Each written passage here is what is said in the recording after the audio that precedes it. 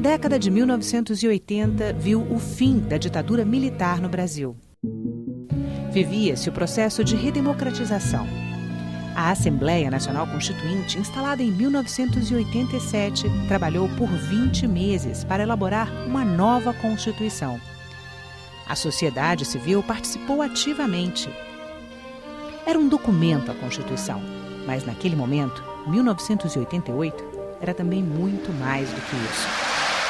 O documento da liberdade, da dignidade, da democracia.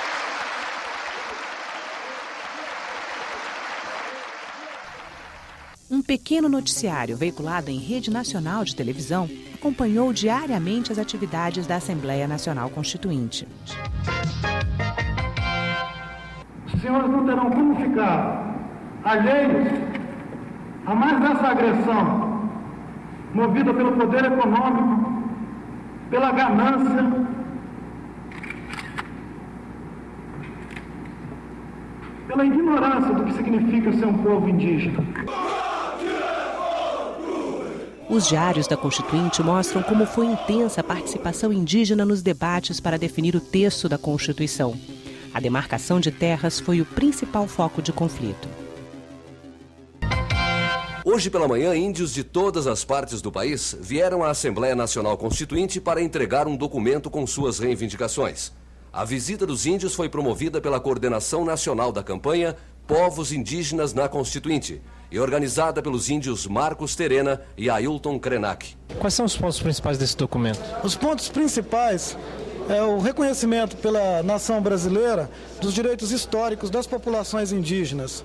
Como consequência desses reconhecimentos, a demarcação dos territórios indígenas, a garantia do usufruto desses recursos naturais dos territórios para o povo indígena e o acatamento pelo Estado brasileiro dos projetos de futuro das populações indígenas.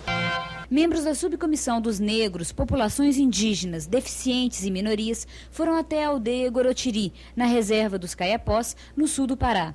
Eles foram verificar como vivem os índios e ouvir as reivindicações deles. Assim que nós estamos fazendo uma visita à aldeia Caiapó, visitando e os constituintes se gostaríamos de falar com os senhores. Depois reuniram-se com a tribo para ouvir as reivindicações.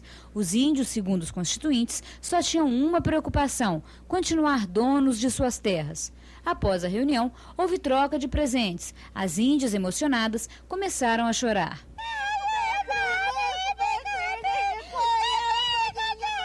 Os índios da aldeia Gorotiri dançaram em homenagem aos constituintes.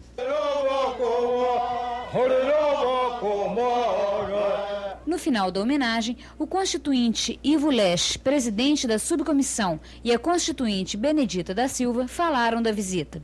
É preciso garantir a eles a titularidade definitiva dessas terras que são dele. Enfim, é preciso que a Constituição escreva com todas as letras esse direito, considerando essa nação indígena como a primitiva nesse território brasileiro e devolvendo a ela tudo que lhe foi usurpado. Eles querem o mínimo, eles querem a terra.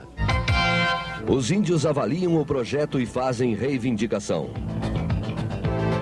Representantes de 21 nações indígenas se reuniram com os constituintes.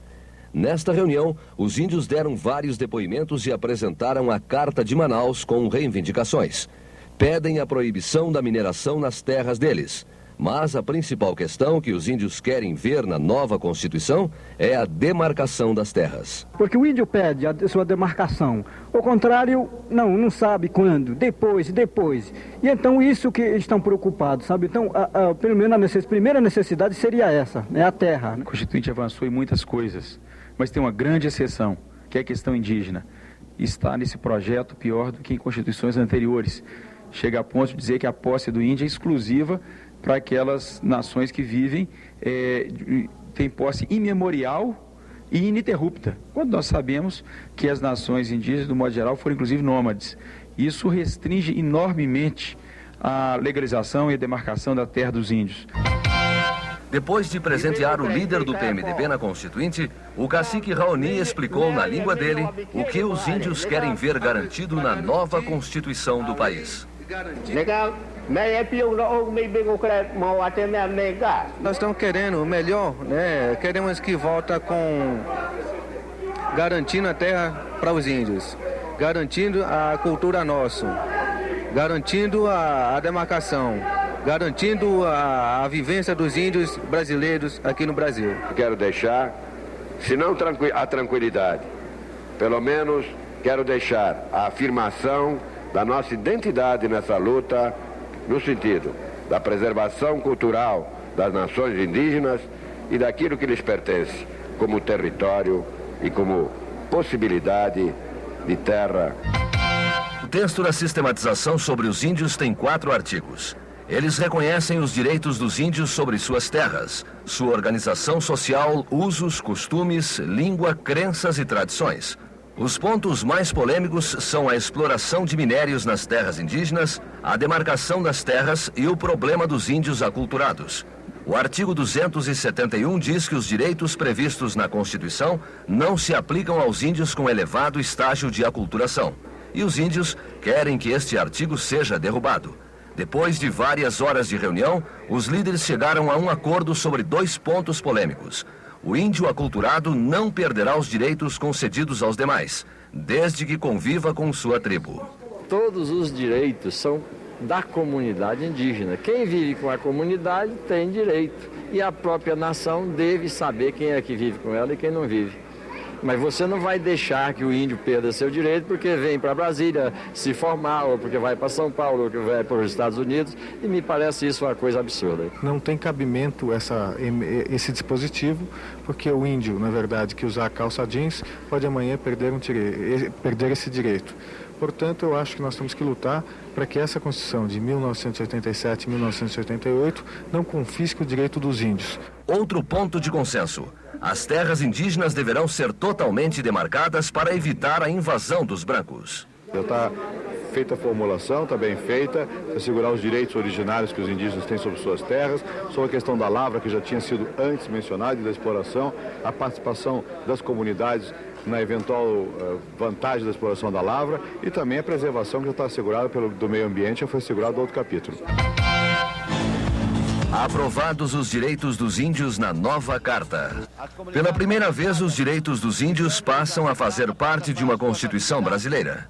O capítulo dedicado aos índios foi aprovado com 470 votos a favor e 4 contra. Segundo o texto, serão reconhecidos a organização social dos índios, seus costumes, línguas, crenças e tradições. Está garantida a posse permanente das terras tradicionalmente ocupadas pelos índios. As terras serão demarcadas pela União, que também vai proteger e resguardar os bens indígenas. A mineração e o aproveitamento de recursos hídricos nas terras indígenas vai depender de autorização do Congresso Nacional. E os índios vão participar dos lucros, que serão definidos pela lei complementar. Os índios vão poder entrar na justiça para garantir os seus direitos. Eu acho que a matéria que sai muito boa. É uma decisão muito generosa da nação brasileira, porque os índios ficam com possibilidade de terra de muitos milhões de hectares. Está se falando em 100 milhões de hectares, para uma população indígena relativamente reduzida.